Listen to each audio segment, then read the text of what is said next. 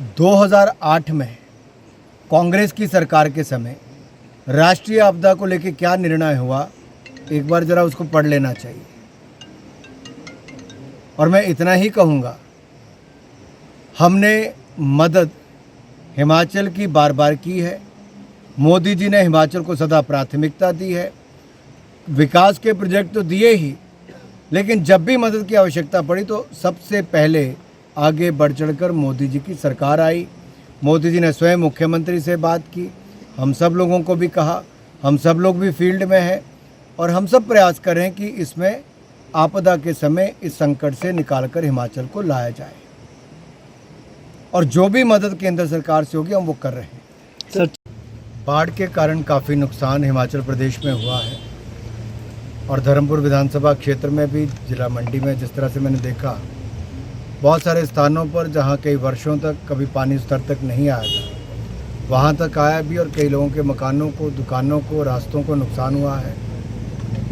और जहां एक और हमारा निवेदन है राज्य की सरकार से कि जल्द सहायता राशि उन लोगों को दें जिन लोगों के घरों का नुकसान हुआ है या जिनके घरों को खतरा बना हुआ है।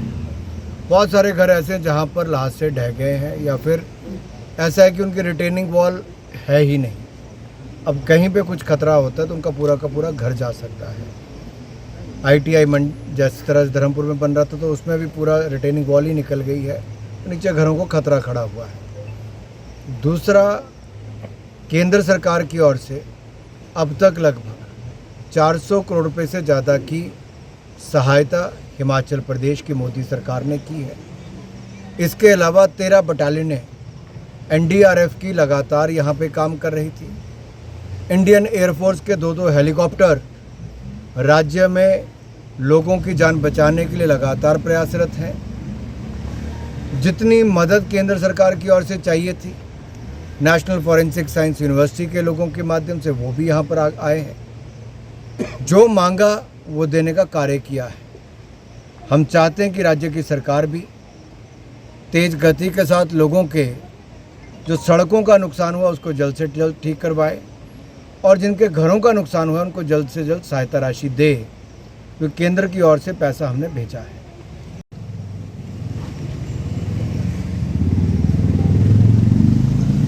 जब आपदा, एक तरफ से आप देखें मौसम खराबी के कारण जो आपदा पूरे प्रदेश में आई, तो उस पे भी सरकार ने कुछ रहम नहीं किया। ये सुख का नया दौर वैट बढ़ाकर है कि जनता के ऊपर पहले ही बोझ था, अब 3 रुपये अगर वैट में बढ़ जाते हैं तो उससे और नुकसान होता है। ये केवल पेट्रोल और डीजल के दाम नहीं बढ़ते, इससे पूरे महंगाई को बढ़ावा मिलता है। ये राज्य की सरकार के द्वारा उठाया गया एक गलत कदम है जिसको शीघ्र वापस लेना चाहिए।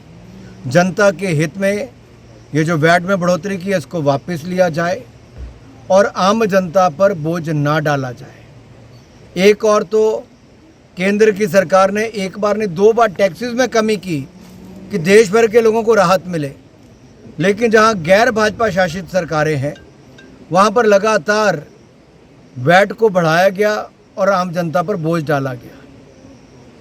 अगर आप होलसेल प्राइस इंडेक्स देखेंगे WPI, अगर आज तक का सबसे कम रहा तो आजकल चल रहा है।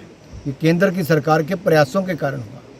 लेकिन कुछ राज्य ऐसे हैं जहां पर वैट को बढ़ाकर, लोकल टैक्सेस को बढ़ाकर आम जनता पर बोझ डाला जाता है। उनमें से एक हिमाचल प्रदेश है। जो जनता के साथ हो रहा है वो अन्याय है। पहले इंस्टीट्यूट्स को बंद किया गया, फिर लोगों को राहत नहीं दी गई। जो कोविड के समय लोग लगे थे, जिनको नौकरियां मिली थी, उनको भी मेडिकल स्टाफ वालों को छुट्टी कर दी गई है।